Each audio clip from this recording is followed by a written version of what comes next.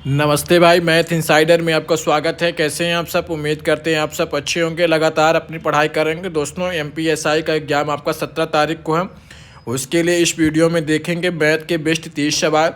ये 30 सवाल किसके आधार पे? जो आपका एप्टेक पैटर्न है उसके आधार पे। जो एमपी पुलिस का भी एग्जाम चल रहा है उसमें जो सर्वाधिक टाइप पूछी गई है उनके इस वीडियो में 30 सवाल कराएंगे। अगर आप लोगों का अच्छा सुझाव रहा तो हम इसी प्रकार 30 क्वेश्चन के 5 सेट कंप्लीट करा देंगे। सेट नंबर 1 है। वीडियो अच्छा लगे तो वीडियो को लाइक कर लीजिएगा। मैथ इनसाइडर को सब्सक्राइब कर सकते हैं।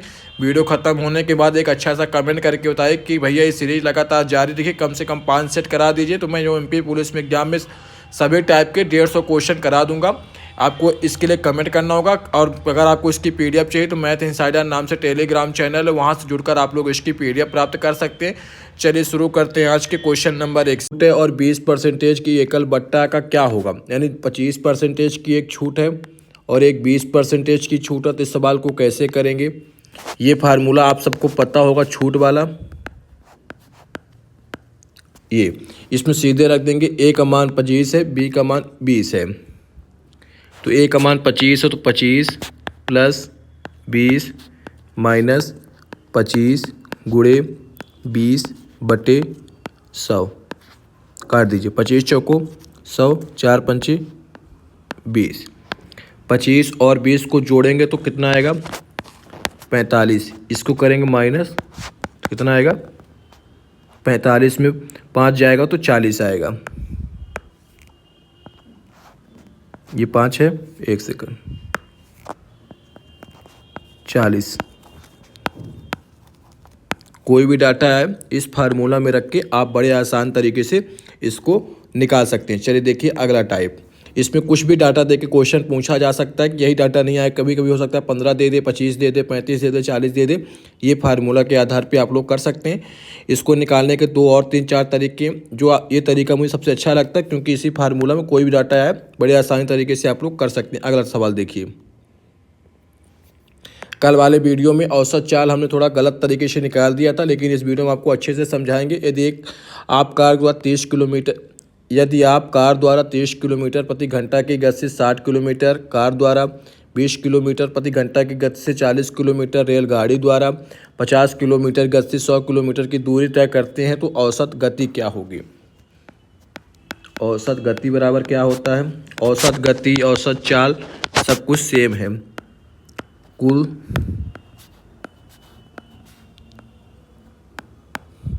दूरी बटे कुल समय। ठीक है। पहले कुल आपको दूरी देखनी है। कुल दूरी देखिए तो सबसे दूरी कहाँ से निहारेंगे? 30 किलोमीटर प्रति घंटा ये दूरी बिल्कुल नहीं होती। दूरी होती है जो सिर्फ किलोमीटर में हो। तो 60 किलोमीटर तो एक ये हो गया, प्लस कर देंगे। अगला किलोमीटर किस में है? अगला किलोमीटर इसमें है तो 40 ये हो गया। अगला किलोमीटर किस में है? अगला किलोमीटर इसमें है 100 में तो 100 हो गया।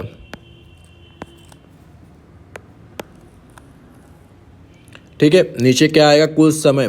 कुल समय ये है 60 किलोमीटर में 30 किलोमीटर प्रति घंटा। जो किलोमीटर हो उसमें किलोमीटर प्रति घंटा का भाग करते हैं। 60 बटे 30 प्लस ये 20 किलोमीटर प्रति घंटा है, इसमें 40 किलोमीटर ये है तो 40 किलोमीटर में 20 का भाग कर देंगे। ये 50 किलोमीटर प्रति घंटा है तो ये तो 50 नीचे हो जाएगा। किलोमीटर में भाग करेंगे तो 100 ऊपर आ जाएगा। अब इसको हल कर लेंगे, आंसर निकल के सामने आ जाएगा आपका 60, 40, 100, 100, 200। नीचे 30 का भाग 60 में करेंगे तो 30 दूनी 60, 20 दूनी 40, 50 दूनी 100, 200 बटे 2 2 4 6 यानी 100 बटे 3 यानी 33.1/3। 33 सही 1/3 या 33.33। जो ऑप्शन में होगा आप लगा देंगे, आपका आंसर निकल के सामने आ जाएगा। इस प्रकार आप करेंगे तो बड़े आसानी तरीके से आप सवाल कर लेंगे। पेपर में पर्याप्त समय आपके पेपर में है तो कुछ भी घबराने की आवश्यकता आपको बिल्कुल नहीं है। अगला सवाल देखिए। एक ये एलजेब्रा का पूछता है इस टाइप के 1/x प्लस 1/y का मान दे देगा और फिर x प्लस y का मान दे देगा, फिर x गुणे y यानी x y का मान पूछा है। तो सबसे पहले इसको उठाएंगे जो बटे वाला रहेगा 7/12। इसको हल कर लेंगे लघुत्तम लेंगे एक्स वाई का तो एक्स वाई, यहाँ वाई प्लस एक्स हो जाएगा 7/12। लेकिन सवाल में देखेंगे एक्स प्लस वाई का मान पहले से दिया 8, तो एक्स प्लस वाई का मान 8 लिख देंगे। एक्स वाई का मान निकालना है 7/12। अब आपको मान निकालना है एक्स वाई का, तो इसका गुणा इससे, इसका गुणा इससे, 7 एक्स वाई बराबर 12 गुणे 8, 12 96, ये 7 ऊपर है तो नीचे आ जाएगा। ये आपका आंसर हो जाएगा। अगला टाइप देखिए, दो संख्याओं का अनुपात दे देगा 14/25 और बोल दिया कि उनका योग 390 है। इन दोनों का योग कितना हो जाएगा? 14 और 25 का 39 एक्स मान लीजिए, और सवाल में कितना दिया है? 390, 39 दाहम 390, तो एक्स का मान आ गया 10। बड़ी संख्या बोला है 14 और 25 में बड़ी संख्या कौन सी है? 25 एक्स, तो 25 गुणे 10 250। सवाल में छोटी संख्या पूछता तो 14 एक्स का गुणा कर देते। सवाल में अगर पूछ लेता 14 और 25 में अंतर, तो 14 और 25 का अंतर करके जो एक्स का मान आया उसका गुणा कर देते।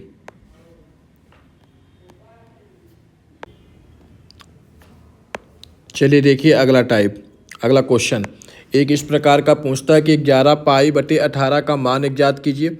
ये सारे सवाल हमने जो हमारी प्लेलिस्ट बनाई है तो इसमें 30 से 32 वीडियो हमने प्लेलिस्ट में अभी तक बना दिए, 10-10 मिनट की है। जितने भी क्वेश्चन आ रहे हैं सबको विस्तृत लेवल से, सब कुछ संपूर्ण तरीके से, जैसे परसेंटेज पढ़ना तो परसेंटेज वाला वीडियो देख लीजिए, चक्रित ब्याज पढ़ना तो वो वाला वीडियो देख लीजिए, SI करना, ज्योमेट्री देख लीजिए, सर्कल देख लीजिए, त्रिभुज देख लीजिए, उन्नयन कोण निकालना देख लीजिए, मानक विचलन निकालना जो आपको बनता है, रेडियन, ये रेडियन का सवाल है। सब कुछ हमने आपको प्लेलिस्ट में पढ़ा दिया है। आप जिनका पेपर आगे है वो ज़रूर उन प्लेलिस्ट को देख के जाइएगा। आपके पेपर में अगर 20 क्वेश्चन आ रहे हैं तो 18 क्वेश्चन डिट्टो उन्हीं प्लेलिस्ट से आ रहे हैं। 2 क्वेश्चन में थोड़ा परिवर्तन रहता है, मैं ये नहीं कहूँगा कि 20 के 20 क्वेश्चन फंस जाएंगे, लेकिन 17 से 18 क्वेश्चन आपको डिट्टो संख्या बदल के आपको देखने को मिल जाएंगे। इसलिए जाके आप लोग उन वीडियो को ज़रूर देख लीजिए। चलिए देखिए 11π/18 का मान बोला है, तो 11/18 कर देंगे। पाई का मान 180 होता है।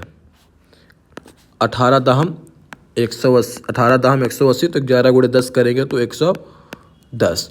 अगला टाइप देखिए, एक इस टाइप का क्वेश्चन पूछता है कि त्रिज्य खंड का त्रिज्या दे देगा 7 सेंटीमीटर है, चाप का केंद्र का कोण 60 डिग्री कोण बनाता है, तो चाप की लंबाई ज्ञात कीजिए।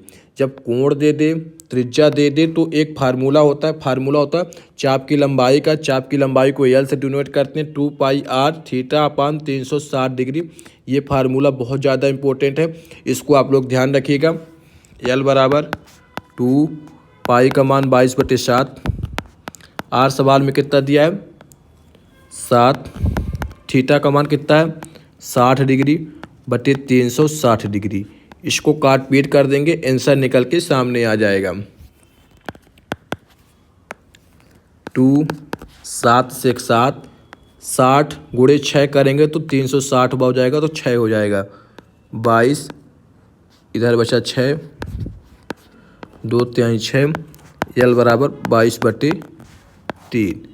एक तो ये टाइप हो गया। कभी कभी एल का मान दे देगा और त्रिज्या का मान देगा तो थीटा का मान निकालना बोल देगा। कभी कभी एल का मान दे के थीटा का मान दे देगा और आर का मान निकालना पूछेगा। जो निकालना पूछेगा इसी फार्मूला में रख के आप लोग निकाल लेंगे। अगला टाइप देखिए, यदि अंकित मूल पर 20% की छूट देने के बाद क्रय मूल पर 25% का लाभ होता है, तो अंकित मूल और क्रय मूल का अनुपात ज्ञात कीजिए। ये अंकित मूल और क्रय मूल के अनुपात में एक संबंध होता है, वो संबंध आप लोग ध्यान रखिएगा। कल भी हमने बताया था, आज भी देखिए। क्रय मूल बटे अंकित मूल में एक संबंध होता है। क्या संबंध होता है? देखिए, क्रय मूल बराबर होता है 100 माइनस डिस्काउंट यानी छूट। अंकित मूल बराबर होता है 100 प्लस प्रॉफिट लॉस, को जो परसेंटेज रहेगा वो डिस्काउंट का परसेंटेज रहेगा। 100 माइनस डिस्काउंट कितना है 20%, 100 प्लस प्रॉफिट कितना है 25%। 100 में 20 गया तो 80, 100 में 25 को जोड़ेंगे तो 125, 5 से कट रहा 16 पंचे 80, 25 पंचे 25। सवाल में पूछा अंकित मूल और क्रय मूल का अनुपात। अंकित मूल पहले लिखा है तो 25 पहले हो जाएगा, अनुपात क्रय मूल का मान कितना रहा 16, 25 अनुपात 16। सवाल को लास्ट में जरूर पढ़िएगा किसको कौन सा पहले अंकित मूल बोला है कि क्रय मूल बोला है, इसको आप लोग विशेष ध्यान रखिएगा। किसी किसी में क्रय मूल पहले बोल देगा अंकित मूल बाद में, इसलिए 2 ऑप्शन में रहेगा, तो इसलिए सवाल अच्छे से पढ़िएगा कि अंकित मूल पहले बोला कि क्रय मूल, उसके अनुसार आप लोग अनुपात लगाइएगा। देखिए एक इस प्रकार का सवाल पूछता है कि त्रिभुज का क्षेत्रफल बताइए जिसकी भुजा दे देगा 8, 15 और 17। इस वाले सवाल को कैसे करेंगे, क्षेत्रफल वाला त्रिभुज का क्षेत्रफल का फार्मूला होता है 1/2 आधार गुणे ऊंचाई।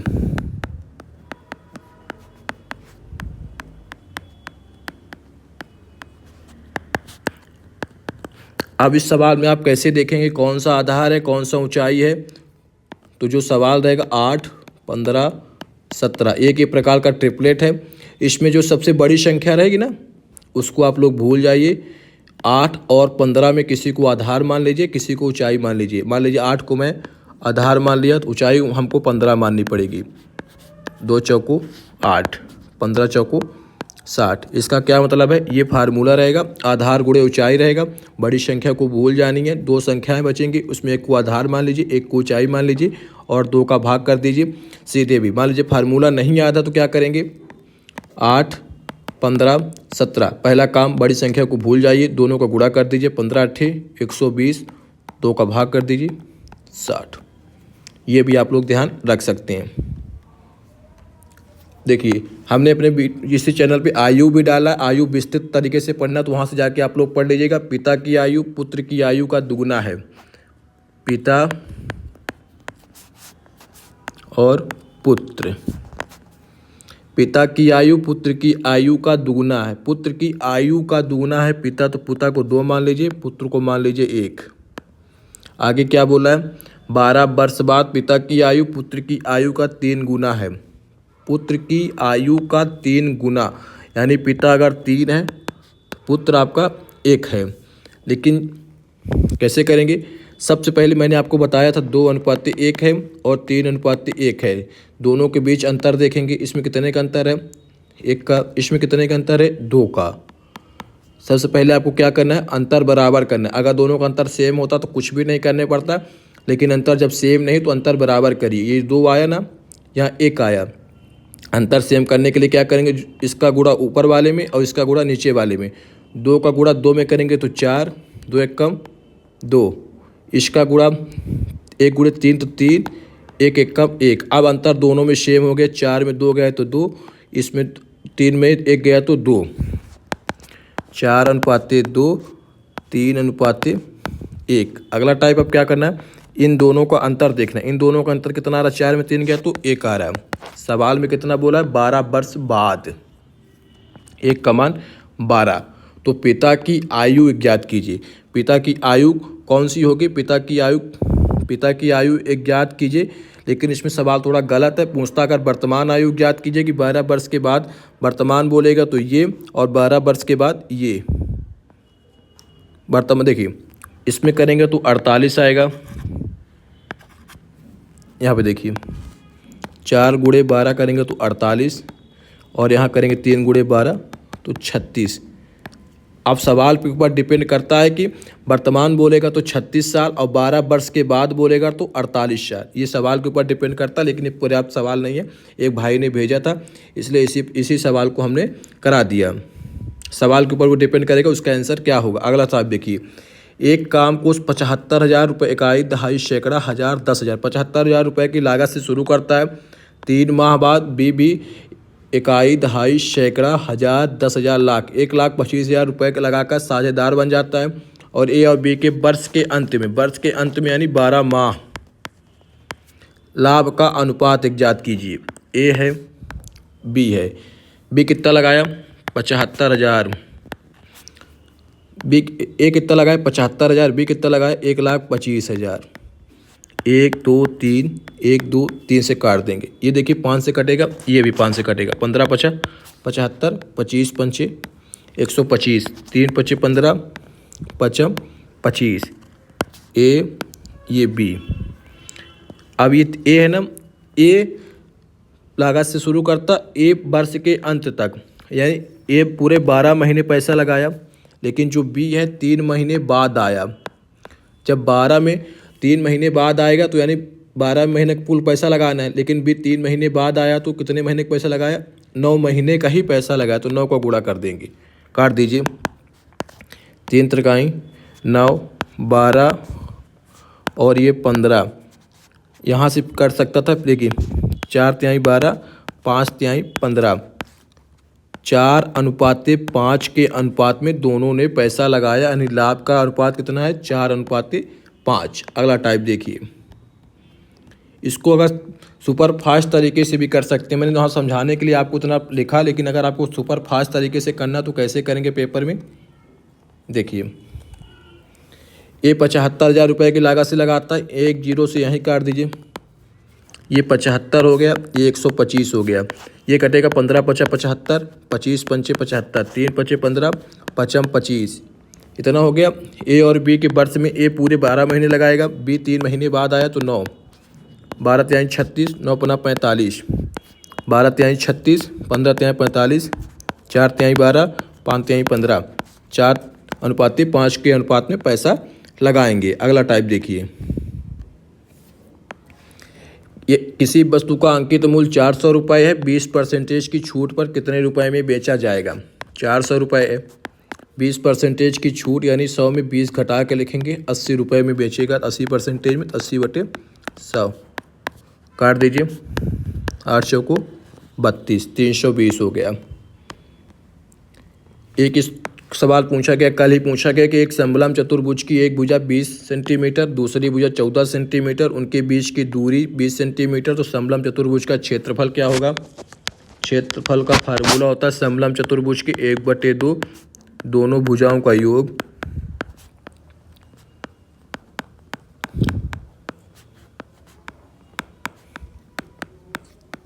गुणे दूरी। दोनों भुजाओं का योग, एक भुजा आपकी 20 है, दूसरी भुजा आपकी 14 है, तो दोनों भुजाओं को जोड़ेंगे 20 और 14 को तो 34, दूरी कितनी है उनके बीच की? 20, 17 कर से कट जाएगा, 17 दूनी 34, 340 हो जाएगा। समलंब चतुर्भुज का क्षेत्रफल 340। ये फार्मूला आपको याद होना चाहिए, तभी आप लोग सवाल कर पाएंगे।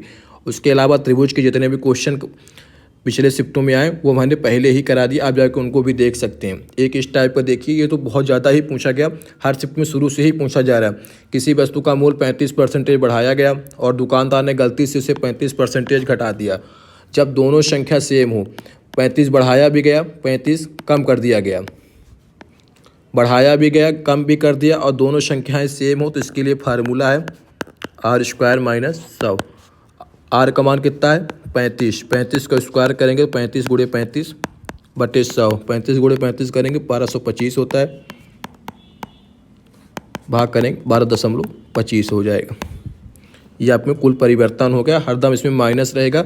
ऑप्शन में रहेगा 12.25 की वृद्धि, 12.25 की कमी, तो कमी वाला लगाइएगा। वृद्धि 12 वस्तुओं का क्रय मूल्य को लिखेंगे CP, 8 वस्तुओं के विक्रय मूल्य को लिखेंगे SP, बराबर है तो लाभ या परसेंटेज बताइए। देखिए, सबसे पहले CP बटे आपको SP करना है, ये 8 इधर ही रहेगा, ये 12 इधर आके नीचे हो जाएगा, 2 से काट दीजिए, 4 दूनी 8, 6 दूनी 12, 2 दूनी 4, 3 चौको 12। CP आपका 2 है और SP आपका 3 है। इसका क्या मतलब हुआ? CP मतलब 2, आप किसी वस्तु को 2 रुपये में खरीदेंगे और 3 रुपये में बेचेंगे, इसका मतलब ये है कि लाभ होगा। लाभ कितने का है? 1 का। बटे में हरदम कौन सी संख्या आएगी? बटे में आपका हरदम CP आएगा, तो CP इसमें कितनी है? 2 × 100, 2 पंचे 10 यानी 50, 50 इसका आंसर हो गया। लाभ और हानि परसेंटेज बोला तो 50% आपको लाभ होगा। अगला टाइप देखिए, किसी राशि को पहले 12% कम किया जाता है, फिर 15% बढ़ा दिया जाता है, तो संपूर्ण राशि पर क्या परसेंटेज प्रभाव पड़ेगा? कम होगा तो माइनस और बढ़ा होगा तो प्लस। बस इतना ही करना है और आपको सक्सेसिव लगा देना है। 12% कम है तो -12, 15% बढ़ा दिया तो +15 माइनस 12 गुणे +15/100। इसको हल कर लेंगे, आपका आंसर निकल के सामने आ जाएगा। इसको -12 और 15 है, यानी 15 में 12 घटाएंगे तो 3 आएगा। चिन्ह कौन सा आएगा? बड़ी वाली संख्या का। बड़ी वाली संख्या के साथ प्लस है तो प्लस हो जाएगा। काटिए, 3 × 5 = 15, 20 × 5 = 100, 6 × 2 = 12, 10 × 10 = 100, 6 × 3 = 18/10, 3 - 1.8, 18 में 10 का भाग करेंगे इतना आएगा। घटा दीजिए, आंसर निकल के सामने। 10 में 8 गया 2, ये कितना बचा? 2, 2 में 1 गया तो 1। इसका आंसर हो जाएगा 1.2% आपका प्रभाव देखने को मिलेगा। ये परसेंटेज में है। इसी प्रकार आपको अगला टाइप देखिए। शंकु का आयतन दिया 154 सेंटीमीटर, ऊंचाई 107 सेंटीमीटर। तो शंकु की त्रिज्या बताइए। शंकु के आयतन का फार्मूला क्या होता है? 1/3 πr²h। शंकु का आयतन कितना दिया? 154। 1/3 पाई का मान लिखेंगे 22/7। आर कितने दिए? आर तो निकालनी है, r²। ऊंचाई कितनी है? 7। इस 7 से ये कट गया, 11 से और 154 को काटे तो 11 दूनी 22 हो जाएगा। 11 × 1 = 11, बचेगा 4 तो 11 × 4 = 44, 2 × 7 = 14। इसका गुणा इससे तो 7 × 3 = 21 आ जाएगा। r² का मान, r का मान निकालना तो √r का मान √21। इसी टाइप को जितने भी क्वेश्चन आएंगे आप कर लेंगे। किसी सवाल में शंकु का आयतन ना देके सिर्फ शंकु का आयतन बोलेगा तो इस फार्मूला में रखिए, तो तब आपको देखिए शंकु का आयतन है, त्रिज्या है, ऊंचाई है। इन तीन में से दो चीज़ें दे देगा, एक चीज़ निकालने को बोल देगा। कभी कभी आपको त्रिज्या और ऊंचाई दे देगा तो शंकु का आयतन, कभी कभी शंकु का आयतन दे देगा और त्रिज्या दे देगा तो ऊंचाई निकालने को बोल देगा। जैसे इस सवाल में ऊंचाई दे दिया और शंकु का आयतन दे दिया तो त्रिज्या निकालने को बोल दिया, यानी तीन चीज़ों में दो चीज़ें दे देगा। इसी फार्मूला के आधार पर आप निकाल लीजिएगा। चलिए देखिए अगला टाइप। देखिए ये अलजेब्रा का एक द्विघात समीकरण वाला सवाल पूछ सकता है कि यम और एन का मान 11 है और यम और एन को गुणा करी तो 34 आए। ऐसी कोई संख्या आपको सोचनी है कि यम और ऐसी दो संख्याएं मानने जिसको गुणा करें तो 34 आ जाए और जोड़ें तो 11 आ जाए। ऐसी संख्या सोच पाना असंभव है, बहुत देर तक सोचेंगे। इससे अच्छा आपको पहले तो आपको यही करना है कि संख्या सोचना है, लेकिन जब संख्या सोचने में दिमाग में ना आए तो सीधे आपको फार्मूला लगाना है और आपको आंसर निकालना है।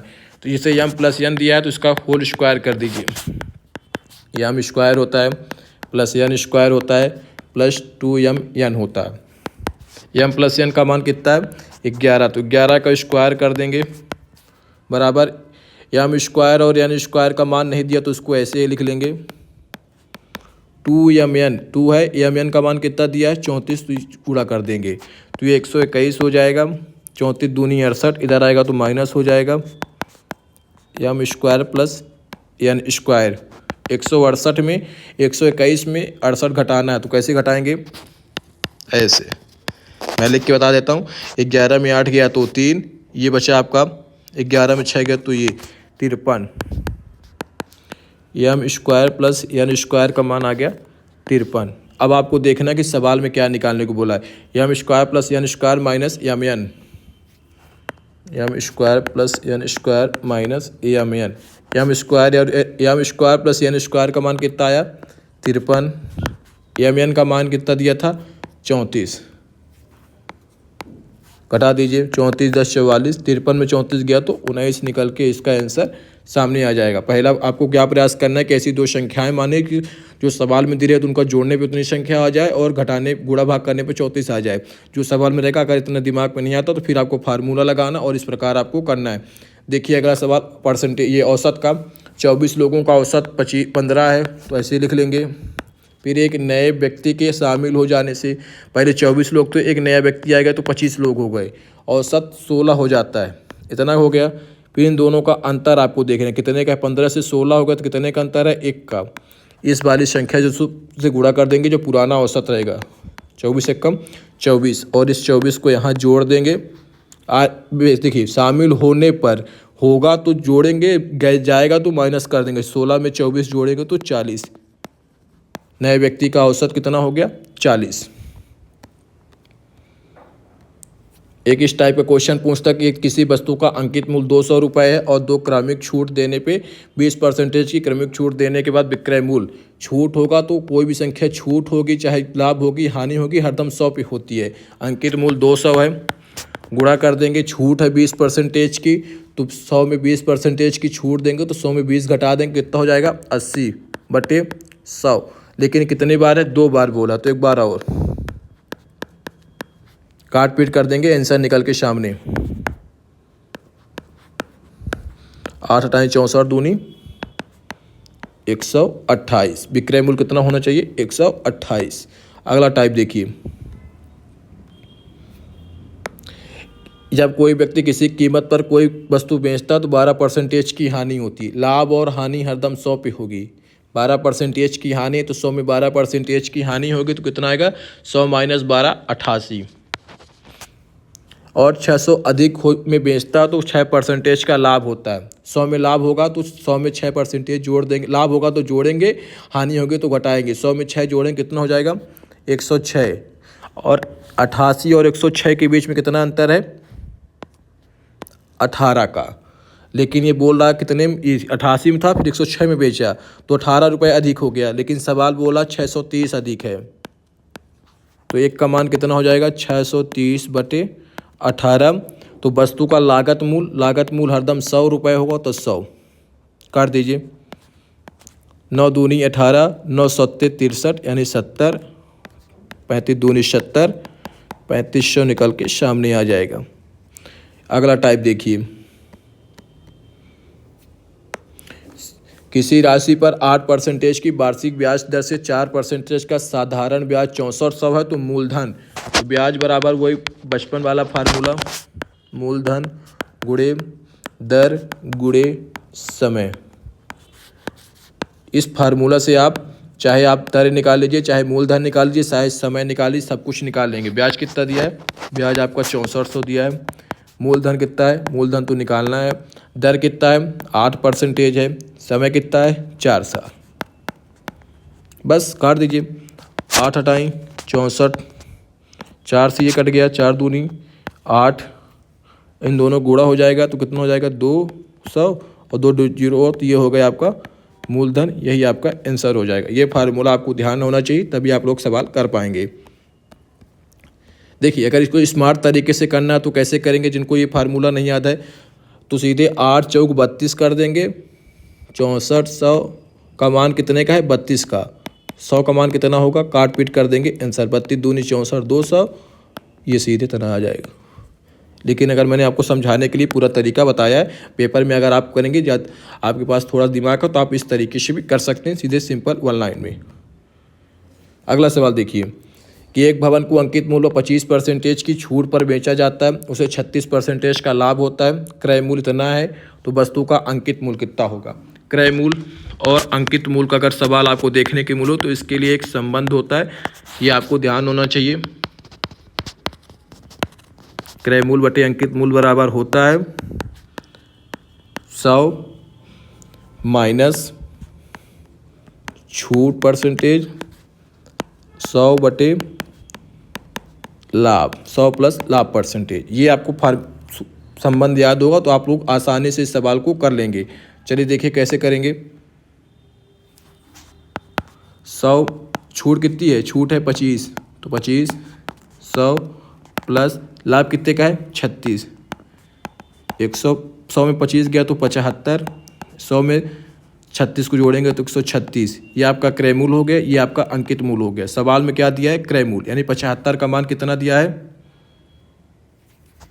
75 का मान दिया है 25, 22, 5, 000। आपको कितने का मान निकालना है, ये 75 का मान, आपको कितने का मान निकालना है, 136 का। इसको काट पीट कर देंगे, आंसर निकल के सामने आ जाएगा। 25 से काटी, 25 3 75, 25 8 200, 25 नंबर 225, 3 से कट जाएगा 3000 गुणे 136 कर देंगे, आंसर निकल के आपको सामने आ जाएगा। ये डाटा थोड़ा कठिन है इसलिए आपको गुणा करना होगा, लेकिन अगर आसान डाटा आएगा इसी आधार पे करेंगे। कभी कभी आपको क्रय मूल्य ना देके अंकित मूल्य दे देगा तो क्रय मूल्य पूछ लेगा। इसी जैसे इसमें अंकित मूल्य पूछा तो इसमें क्रय मूल्य दिया है। ये फार्मूला आपको याद होना चाहिए, तभी आप लोग सवाल कर पाएंगे आसान तरीके से। अब इसको पूरा आप लोग गुणा करके आंसर निकाल सकते हो ऊपर वाले का। देखिए अगला टाइप, एक्स और वाई का मान 15 है तो 1/x बराबर 5 है, तो एक्स वाई का मान, तो सबसे पहले इस वाले उठाइए, भिन्न लेंगे तो एक्स वाई का लघुत्तम लेंगे तो एक्स वाई हो जाएगा, ये वाई प्लस एक्स हो जाएगा। लेकिन बराबर कितना दिया था, यहाँ पे 5 था ना, ये वाला 5 को यहाँ लिखेंगे, यहाँ एक्स प्लस वाई बराबर सवाल में तो 15 दिया है, लेकिन एक्स प्लस वाई बराबर निकालने पे कितना आया 5, तो 5 का मान 15, 1 का मान 3। अब आपको क्या निकालने के लिए बोला, एक्स वाई का मान निकालने के लिए बोला, तो एक्स वाई का मान निकालने के लिए बोला तो कितना हो जाएगा, इसको ऐसे ऐसे ना करके फार्मूला के आधार पे करेंगे। तो कैसे करेंगे, इसका मान आपको दिया था सवाल में 15 बटे एक्स वाई बराबर 5, 5 तिहाई 15, एक्स वाई बराबर 3। अगला टाइप देखिए, एक ये औसत चाल का पूछता है कि एक व्यक्ति 90 किलोमीटर की चाल से 30 किलोमीटर, 60 किलोमीटर की चाल से 20 किलोमीटर और 30 किलोमीटर की चाल से 10 किलोमीटर जाता है, तो उसकी औसत चाल। सबसे पहले आपको औसत चाल बराबर क्या होता है, कुल दूरी बटे कुल समय। ये फार्मूला आप सबको ध्यान होगा। देखिए सबसे पहले आपको जो किलोमीटर वाले हैं उनको जोड़ना है, 30 यहाँ पे है, यहाँ पे 20 किलोमीटर है और यहाँ पे 10 किलोमीटर है, तो 30 20 प्लस 10 बटे क्या कर देंगे, ये 90 है तो 90 बटे किलोमीटर से भाग करेंगे। उसके बाद 60 है तो यहाँ पे 20 से भाग करेंगे। उसके बाद आपको 30 है तो 10 से भाग करेंगे। 30 20 60 इसको जोड़ेंगे तो 60 आ जाएगा। इसको भाग करेंगे तो 3 बार जाएगा, इसको भाग करेंगे तो 3 बार जाएगा, इसको भाग करेंगे तो 3 बार जाएगा। 30 तिहाई 90, 3 20 तिहाई 60, 3 3 को जोड़ेंगे तो 9 आ जाएगा। इसको काट पीट करके आंसर आपका निकल के सामने आ जाएगा। ये हो गया आपका औसत चाल का। लेकिन आप यहीं पे गलती कर देंगे। औसत चाल आप कैसे करेंगे, जब आपको ये 3 संख्या तो 3 का गुणा भी करना होगा। 3 का गुणा करेंगे तो ये 20।